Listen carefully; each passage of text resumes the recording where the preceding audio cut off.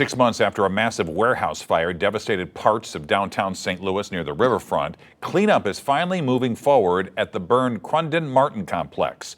The fire at South 2nd and Gratiot Streets destroyed several historic warehouses and stalled plans for a major redevelopment project in the area.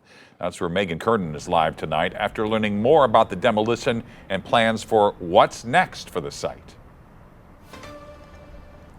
Well, behind me are burned out and collapsed buildings and piles of brick stretching across this entire block. But tonight, after months of waiting, cleanup crews are finally moving in. And one nearby church says they're hopeful this is the first sign of life returning to the neighborhood. 6 months later, the damage from this massive warehouse fire still towers over downtown's riverfront.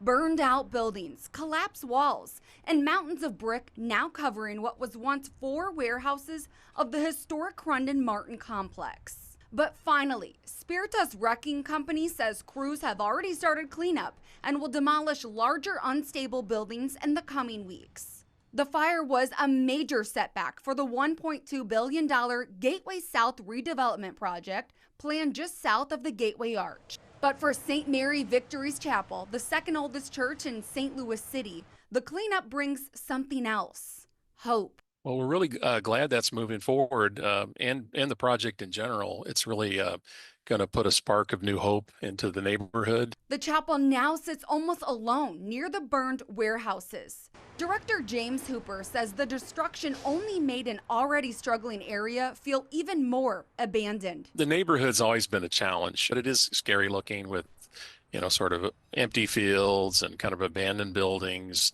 and a lot of graffiti and stuff like that. And the fire just made it all that much worse. But this week, developers told the church demolition would finally begin. Hooper says they immediately saw it as a turning point. It's going to be more attractive to attract people down to the church and into the neighborhood in general. And while the fire slowed redevelopment plans down, the church says they're focused on what could come next. We're very supportive of it and glad we get to be a part of this rebirth of the neighborhood.